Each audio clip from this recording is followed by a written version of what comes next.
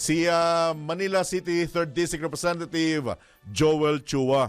Kong Chua, good morning po. Johnny Bañez, Jopel Peleño. Live na po tayo, DWIZ. Hi, good morning. Hi, good morning, John, at sa lahat po ng inyong tagapakinig. Po, kasama po natin Kong si Jopel Peleño. Hi, Jobel. Magandang umaga rin. Good morning. Alright.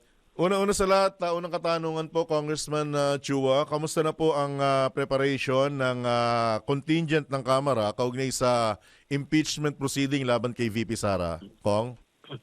Well, tuloy-tuloy lang po ang aming paghahanda. At sa ngayon, pinag-aaralan namin na maigi ang kaso at kinakalap ang lahat ng mga posible pang mga additional evidence na isasama po namin dito. Po, kahapon po, with your indulgence, Congressman Chua, na-interview po namin ng isa sa framer po ng Constitution na si Attorney Christian Monsod.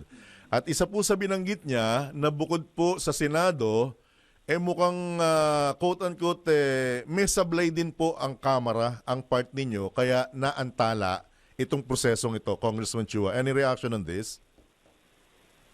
Actually, ako madalas ko pong sinasabi kasi iba po talaga ang sitwasyon ng Kamara sa Senado. Kasi sa Kamara po, kami po yung nagbi-build up ng case. Siyempre, hindi ka naman po pwede mag-file ng kaso na sa tingin mo naman ay mahina. At saka, siyempre, iniwasan din po namin na masama po kami sa 1-year ban rule. Opo.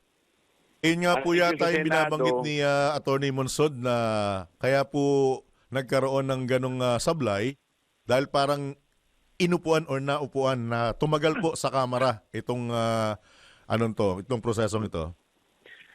Ang nakalagay po kasi sa aming rules ay dapat po may 10 session days para ito po ay masama sa agenda.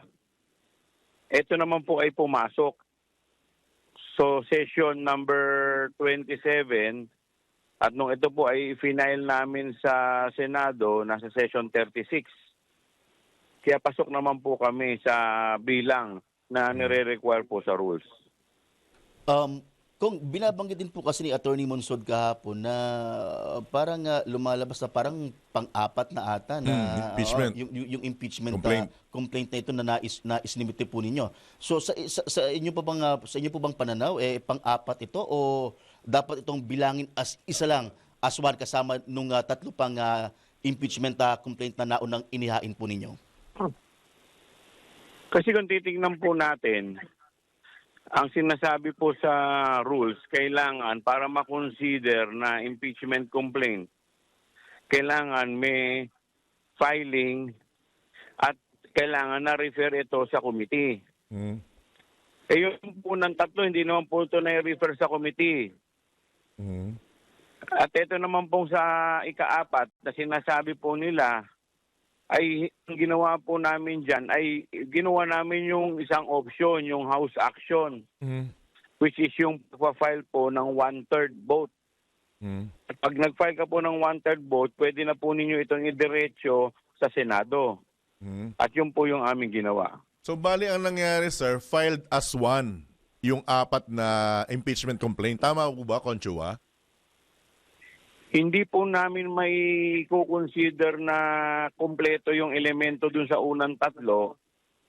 Bali sa akin po, sa akin pananaw, ito lamang po talaga yung impeachment complaint.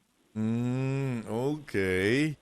At hindi rin po kayo agree sa pananaw na mukhang yung pang-apat inihabol nyo lang at in-railroad nyo para ika ngay wag abutan ng pagbabakasyon ng dalawang kapulungan?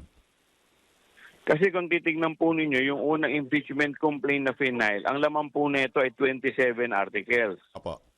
Ngayon, kung ito po idadaan pa po namin sa Committee on Justice at idadaan sa committee hearing, sa proseso, tapos na po yung 19 Congress, hindi pa po tapos yung committee hearing. At yung dalawa naman po na final, yung pangalawa at saka yung pangatlo, sobrang iksi naman.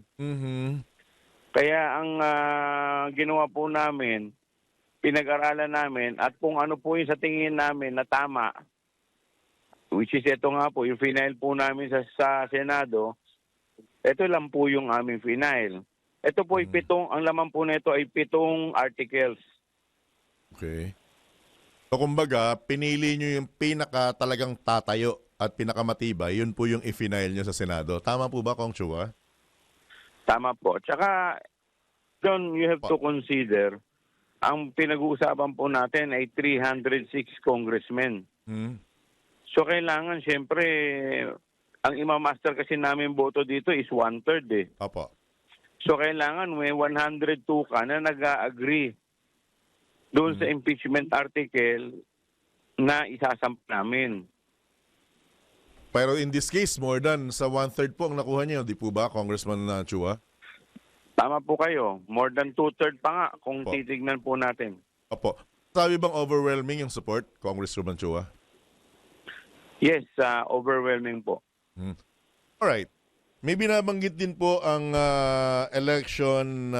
veteran election lawyer na si Romy Macalintal na sa pagkakaalam niya po sa batas, pagkatapos ng 19th Congress, nagkaroon ng botohan, magiging 20th Congress na ang dalawang kapulungan, mukhang iba na raw po dapat ang kung magiging iba ang composition ng Senado, dapat i-refile dahil hindi raw po pwedeng itawid yung 19th Congress sa 20th Congress na may kaugnayan sa impeachment, Congressman Chua.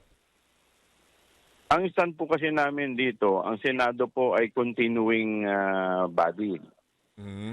Kaya ito, kung matitignan po ninyo, may 12 nga po na matitira. So, kung ito po ay matutuloy sa 20th Congress at hindi matatapos sa 19th Congress, paniniwala po namin dito ay tuloy-tuloy. In fact, naglabas nga rin po ng kautusan ng ating Senate President at pinaghahandaan din po nila na ito po ay tumawid sa 20th Congress. So ito'y pagpapakita lamang na nire-recognize nila na ito po ay magtutuloy-tuloy sa 20th Congress. Kung may lumabas na ulat na may nangangalap na ngayon ng 1 milyong lagda para hikayatin si Senate President Jesus Escudero na simula na yung impeachment trial. May update po ba kayo kung nasaan na ngayon o kung nakumpleto na po yung 1 milyong lagda na naghihimok nga po sa Senado na simula na ito pong trial? Hindi po ako privy dyan. Hindi ko rin po alam kung sino po ang nagpapakalap niyan.